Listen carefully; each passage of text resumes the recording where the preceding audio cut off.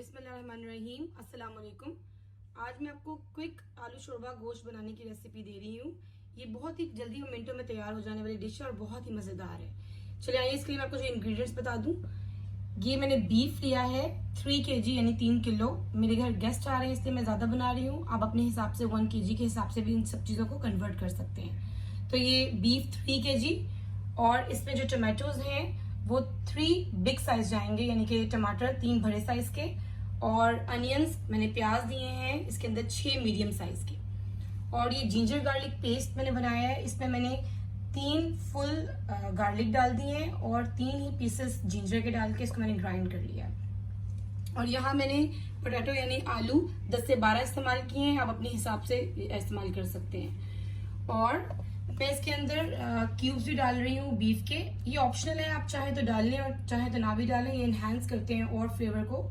लेकिन अगर आप ना भी डालना चाहें तो गोश्त का अपना भी फ्लेवर आता है। अब ये ड्राई स्पाइसेस में मैं 2 टेबलस्पून सॉल्ट ले रही हूँ। मैं बाद में ऐड भी कर सकती हूँ, अगर मुझे कम लगेगा मैं टेस्ट कर लूंगी। लेकिन अभी 2 टेबलस्पून सॉल्ट और 4 टेबलस्पून मैंने चिली पाउडर के लिए, टर्मरिक पाउडर यानी हल्दी इसमें 1.5 टेबलस्पून लिया है। और ये क्यूमिन पाउडर यानी जीरा पाउडर है, ये मैंने 3 टेबलस्पून लिए हैं। और 3 टेबलस्पून ही मैंने कोरिएंडर पाउडर यानी धनिया पाउडर लिया है। और यहाँ पे एंड में हरी मिर्चें और हरा धनिया जाएगा। चलिए आइए आगे आपको मैं दिखाती हूँ क्या करना है।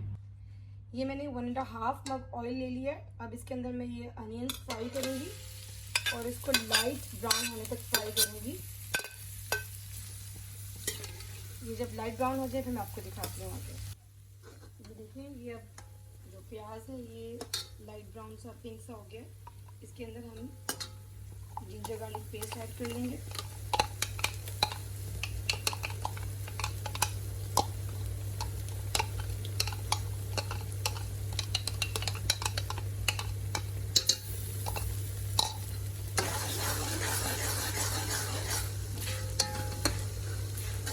इसको 1 मिनट फ्राई कर लेंगे।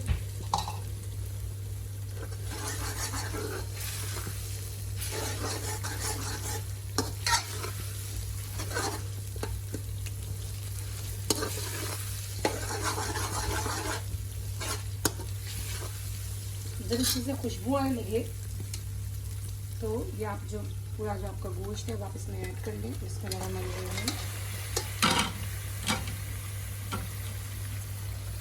और इसको थोड़ा सा भून लें तेज आंच पर। ये देखिए, इसको थोड़ा सा मैंने भून लिया है गोश्त को, इसमें से अपना पानी इसने छोड़ दिया है। अब इसके अंदर मैं टोमेटोज ऐड कर रही हूँ और ये जो सारे ड्राई स्पाइसेस और जो क्यूब्स थे ये सब ऐड कर रही हूँ मैं।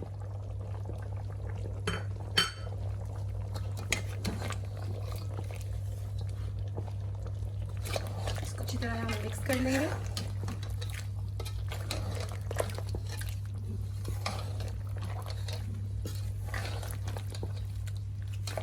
और इसके अंदर हम 1 गिलास पानी भी ऐड कर लेंगे और उसको प्रेशर दे देंगे। और 15 से 20 मिनट हम इसको प्रेशर देंगे और फिर चेक कर लेंगे कि गोश्त गल गया है।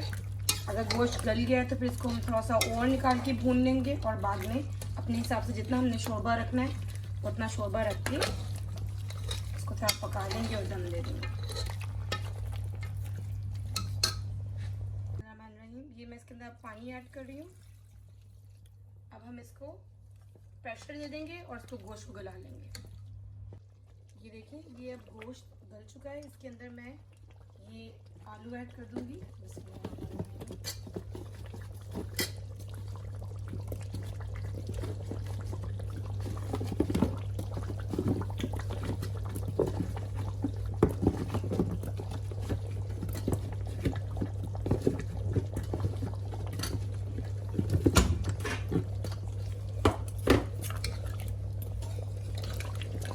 और इसके अंदर आप थोड़ा पानी भी ऐड करें ताकि ये आलू इसमें गल जाए।